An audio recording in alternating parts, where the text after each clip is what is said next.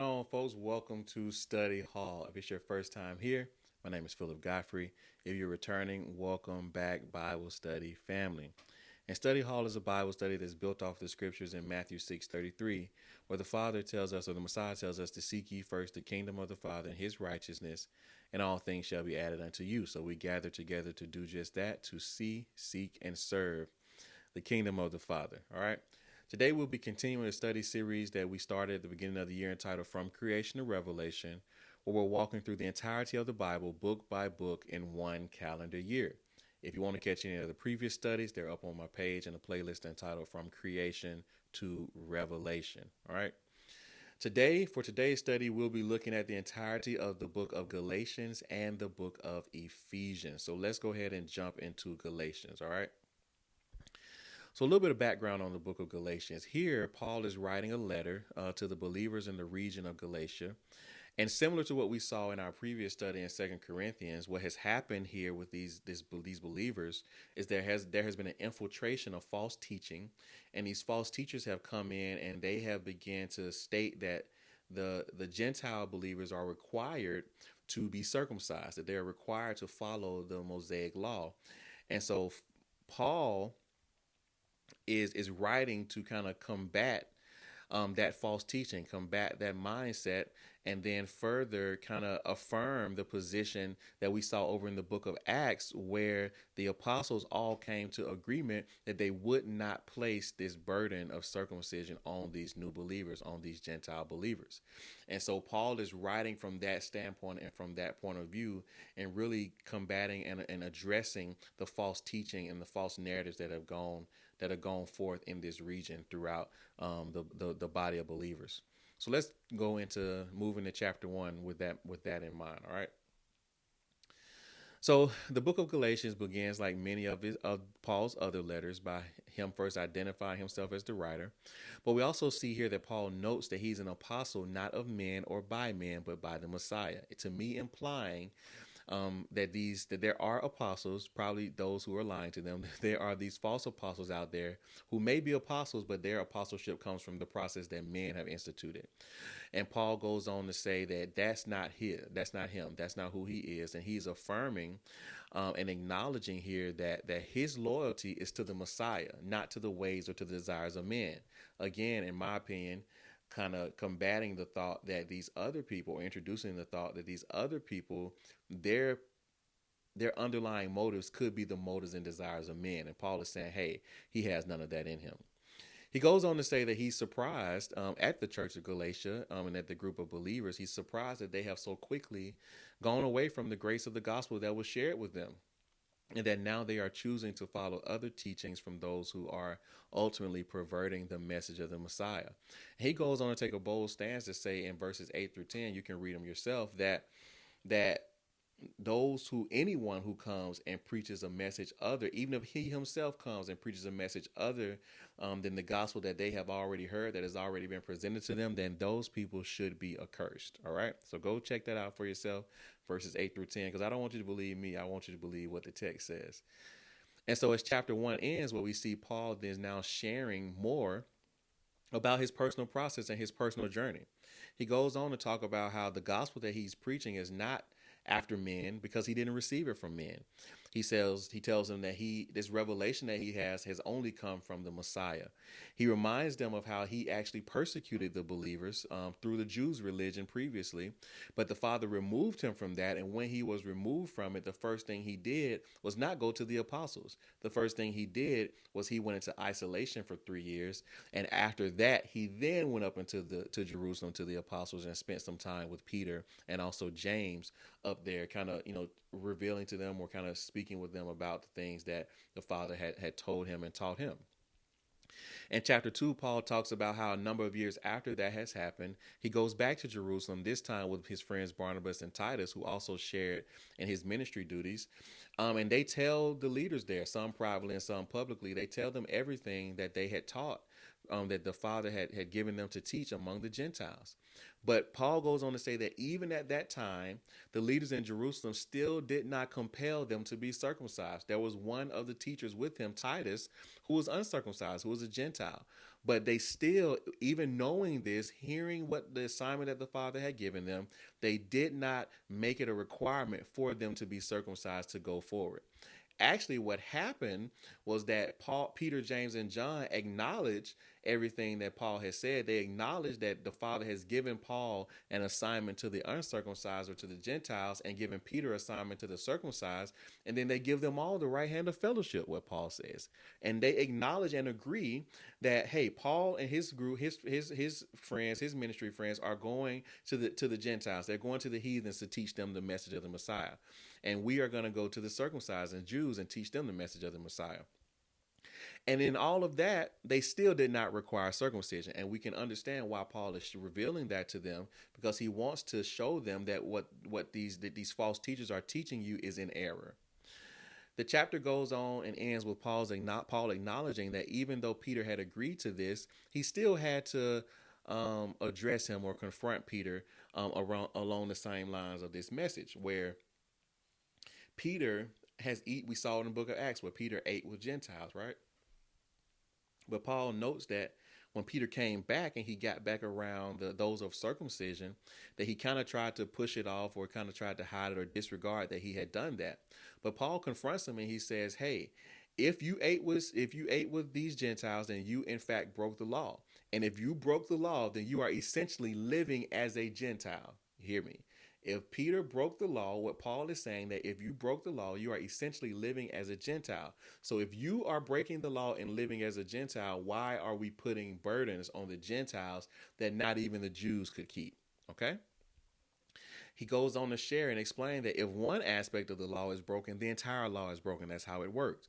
He states boldly that a man is not justified by the works of the law, but by faith in the Messiah. That no flesh, he says this, Paul says this, that no flesh can be justified by the works of the law. And if they could, if righteousness, if right standing with the Father could come by following the law, then the Messiah died in vain. And since we know that the Messiah hasn't died in vain, then we should not be following these things, and we should not be opposing the grace of the Father. Does that make sense? Everybody still with me? In chapter 3, Paul begins by acknowledging and asking the Galatians, hey, who are you allowing to lead you away from the truth that has been shared with you? He asked them if when they received the Spirit, did they receive it by the works of the law, or did they receive it by the hearing of the flesh? He asked them if they are truly going to start out in the Spirit, be introduced to the things of the Messiah by the Spirit, and then move back to being made perfect by the flesh. He goes on and transitions to acknowledging Abraham as the father of faith, because the text tells us in Genesis 15:6, I believe, that Abraham believed the Father and his belief was counted to him for righteousness, not his alignment to following the law.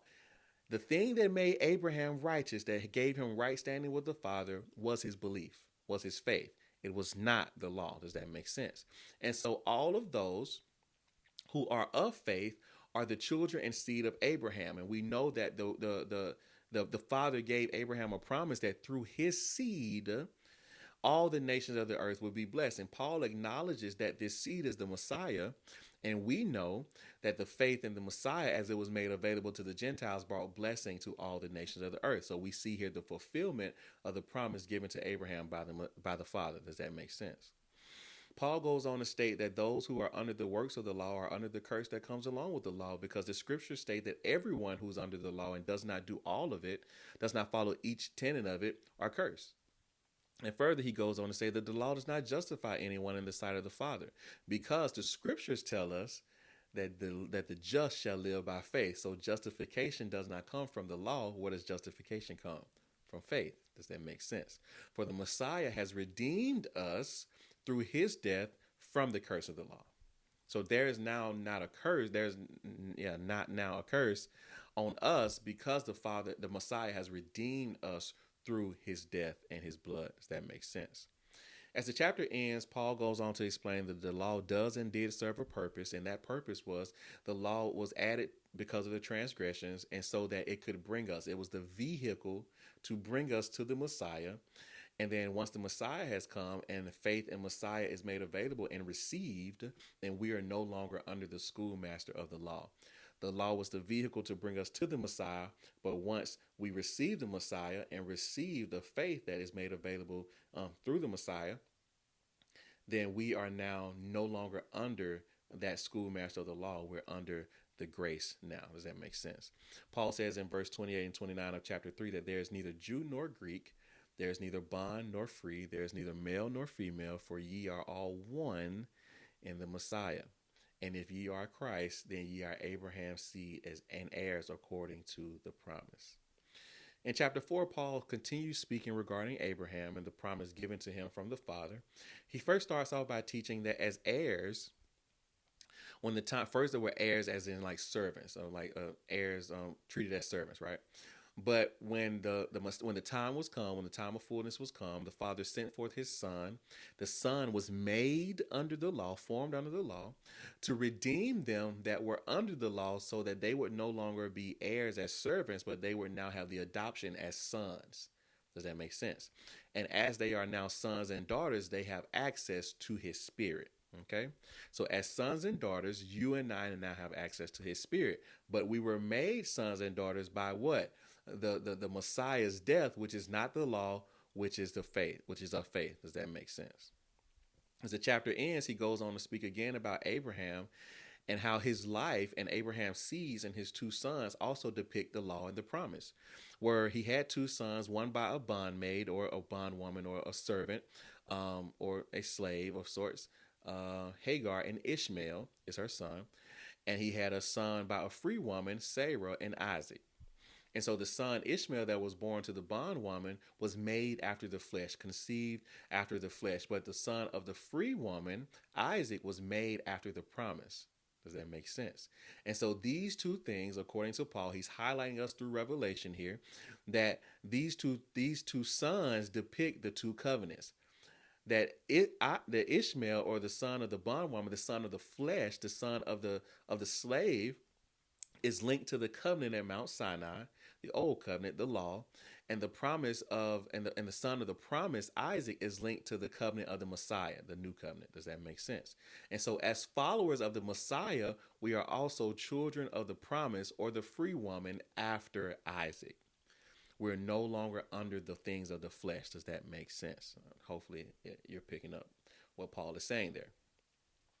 As Paul starts chapter 5, he starts by saying, to stand therefore in the liberty and truth and in the knowledge of what he's teaching them, because the Messiah has made them free. And that they should not, since that he has made them free and they are free, that they should not be entangled again with the yoke of bondage, which we now understand that Paul is saying that this yoke of bondage is the law. All right. He goes on to say that if they do choose to be circumcised and follow that teaching or come under the things of the law, be entangled again with this yoke of bondage, that the Messiah is of no profit to them.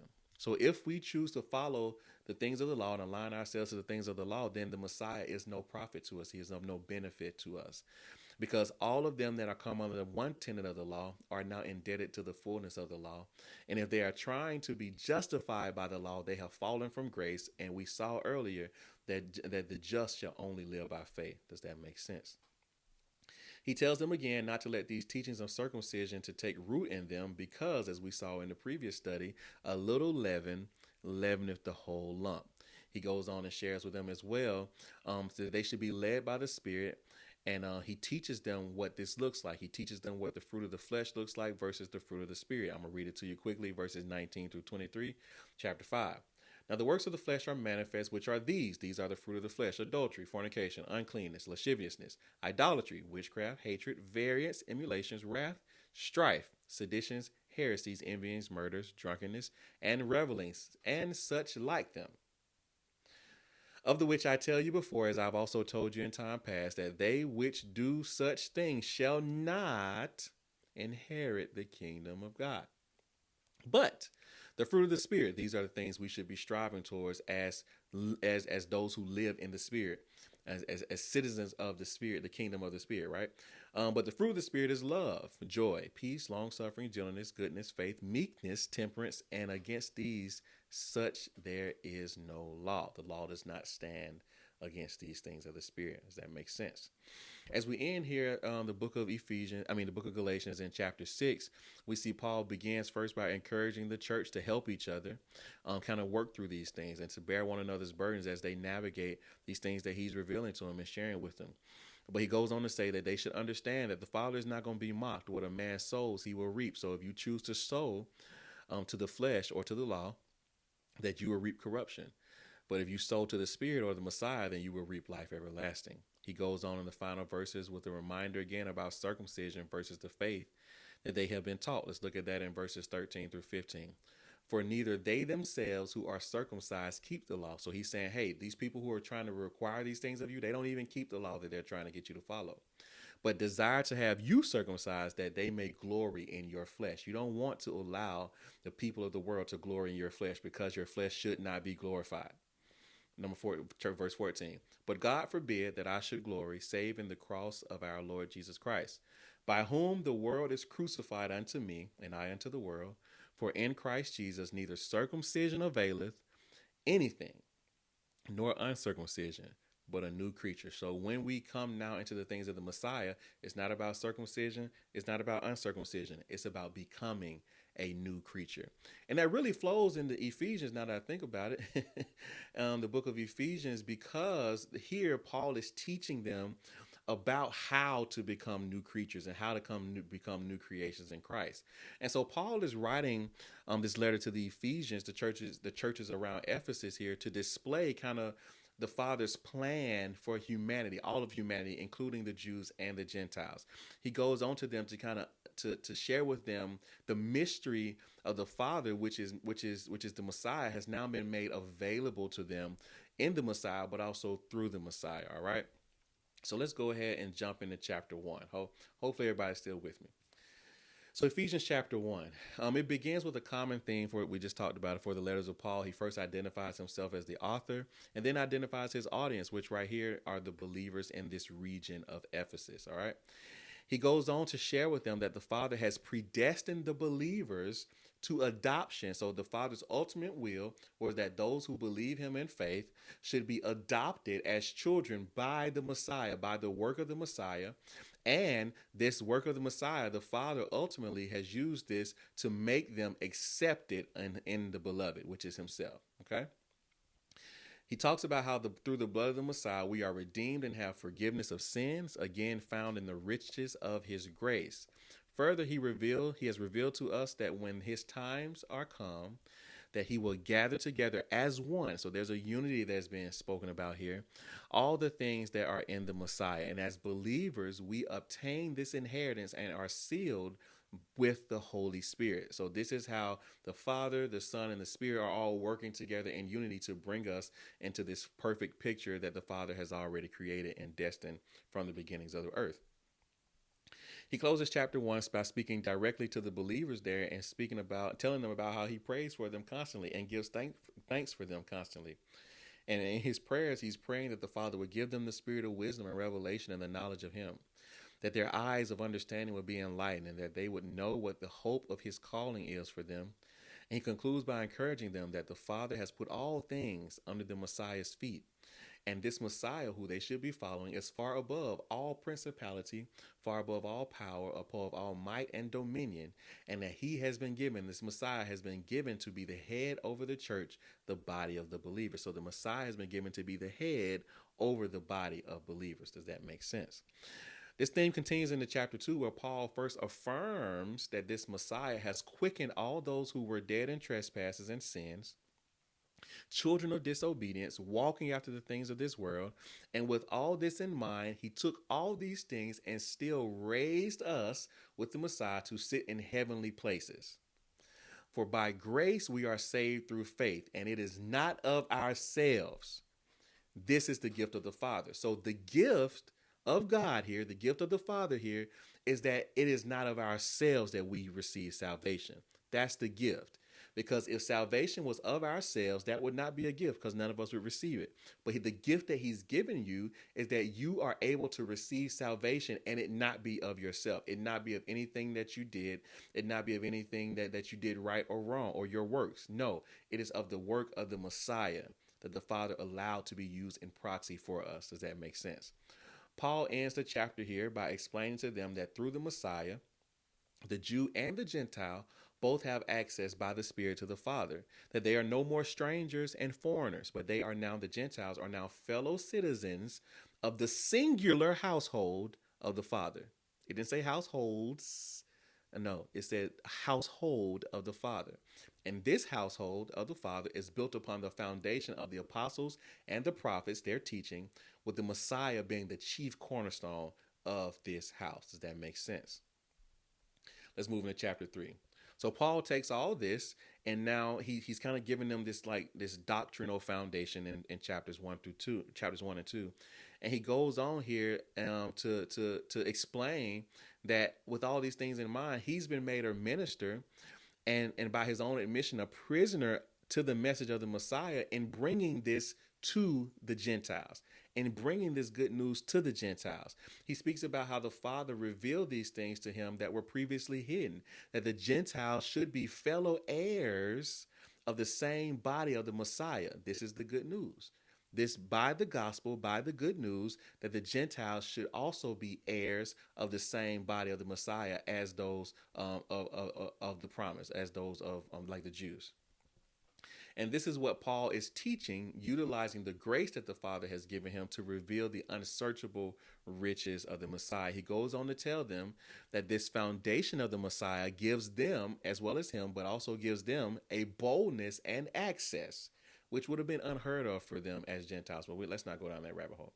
It gives them a boldness and an access, and his prayer is that the Father would grant them to be strengthened in their inner man by the Spirit, that the Messiah would dwell in their hearts by faith, and that they would be rooted. Like he's praying this over the Gentiles, that they would be rooted and grounded in love. And even though he's praying this over the Gentiles, this is a posture that we can pray over ourselves as well, that we should be taking. He goes on to pray that they would know. He asked the Father that they would know what is the breadth and length and depth and height and fullness of him, fullness of the Father, because the Father, is able to do exceedingly abundantly above all that they may ask or think, according to the power that's at work in them. And that power that is at work in them is the Messiah, who he's been explaining or teaching to them this entire time. Isn't that wonderful? Let's move into chapter 4. So now in chapter 4, we see Paul, he's laid the doctrinal foundation in the first 3 chapters, and now he's giving them some practical teachings, right? He first starts by asking them that as they keep all these things in their mind, that they walk worthy of the vocation wherewith they are called, with meekness, long-suffering, service to one another, and seeking unity. So he's saying, hey, I've given you all the blessings. I'm giving you all the expectations. I'm giving you all of what the Father desires to do. But now I'm asking you that you keep these things in mind and you walk worthy of receiving those things, right? Along the lines of unity, Paul notes that there is one body. He notes that there's one Spirit, one Lord, one faith, one baptism, and one Father. Listen, we're not getting down that rabbit hole. One Father who's above all, through all, and in them all, as long as they are followers of his. And he gave to each of us a grace gift. And so these grace gifts that he's given us, some of them he gave apostles or prophets and evangelists and pastors and teachers. Why? These grace gifts are given for the perfecting of the believers, the service of the believers, and also the edification of the believers as the body. Let me say it again. These gifts were given for the perfecting of the believers, the maturation, the growing up of the believers, the service of the believers to be ministering and serving to these people, and to the edification to be building and exhorting the believers as the body, so that there would be unity of the faith. So these gifts are to be used to unify the group of believers, the body of the believers, to unify those that are in faith. Does that make sense? These gifts were supposed to be working together. The apostles, prophets, evangelists, pastors, teachers, they're supposed to all be working together according to what Paul wrote. This is not my opinion. According to what Paul wrote, these are all to be working together to ensure that the believers as a large group had a strong foundation and were not led astray to and fro with all these different types of doctrines of men that ultimately would be used to try to lead them away into deception. Have we been obedient to that as a believer, as churches today, as a church today, as a body of believers today? The purpose was that these were to help the people grow up in the things of the Messiah, not to lead to more dysfunction. But I'm going to get off of that. So he tells them not to walk as other Gentiles who are walking after the blindness of their hearts. That even though they were once Gentiles, they should not walk as those things anymore. They should not walk as Gentiles any longer. But that since they have been taught these things of the Messiah and by the Messiah, that they should put off the old man, renew their spirit and the mind, and put on the new man. And this new man is created in righteousness and true holiness and chases after the things of the Father. He goes on as chapter 4 ends to give them specific instructions for how to do this. So you can go read those yourself. One example of it is like he says, let all bitterness, wrath, anger, etc. be put away from you. So you can go read those instructions yourself. Let's move into chapter 5. So ultimately, as they are putting off these things, they should be followers and imitators of the Father as his children, walking in love, letting go of fornication, uncleanness, covetousness, etc. They should be becoming saints, becoming believers, operating in holiness, right? For Paul states that no whoremonger, unclean person, covetous, who is also an idolater, has any inheritance in the kingdom of the Messiah and the Father. And they shouldn't let people who come in to tell them otherwise deceive them, because the Father's wrath will come upon those who are children of disobedience. But they are not children of disobedience. They are to be light, in the light of the Messiah.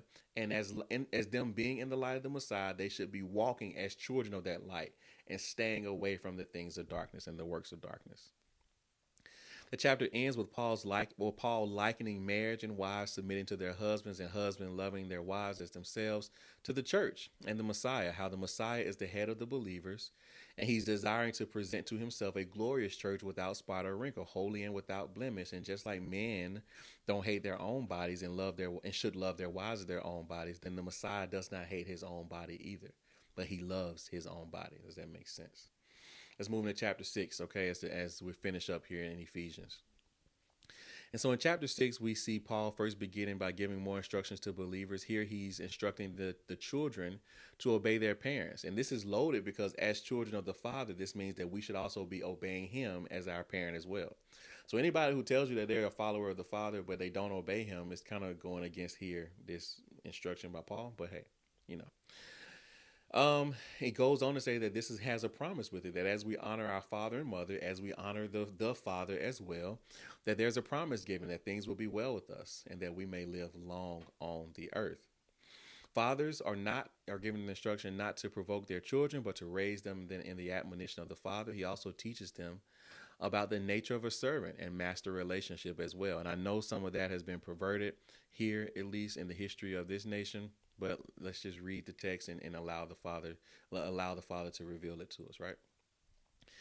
The chapter then ends after all these practical instructions that Paul has given them in chapter 5 and 4. All these instructions, it ends with Paul telling them to put on the whole armor of the Father, the whole armor of God, letting them know that their fight ultimately is not with flesh and blood, but they're fighting against principalities and powers, rulers of the darkness of this world, spiritual wickedness in high places. But as they put on this armor, they and we are able to withstand the wiles of the enemy. And this is the armor, according to Paul, as he gives it to us. The armor of the God is this: the girdle of truth, the belt of truth, the breastplate of righteousness, feet that are prepared with the carry the gospel of peace, the shield of faith, the helmet of salvation, and the sword of the Spirit. He tells them also before he ends his letter to pray always in the Spirit. And as his letter ends, Paul's decrees over them peace, love, and grace as they follow the Messiah in love, right? So that's what we got today for Galatians and Ephesians. Hopefully you all enjoyed the study. Please share with me down in the comments what the Spirit is revealing to you, what the Father is revealing to you. And next study, thank you, Holy Spirit. I got ahead of myself. But the next study we'll be looking at, what's we got next? Philippians and Colossians, I believe. So in the next study, we'll be looking at, let me make sure.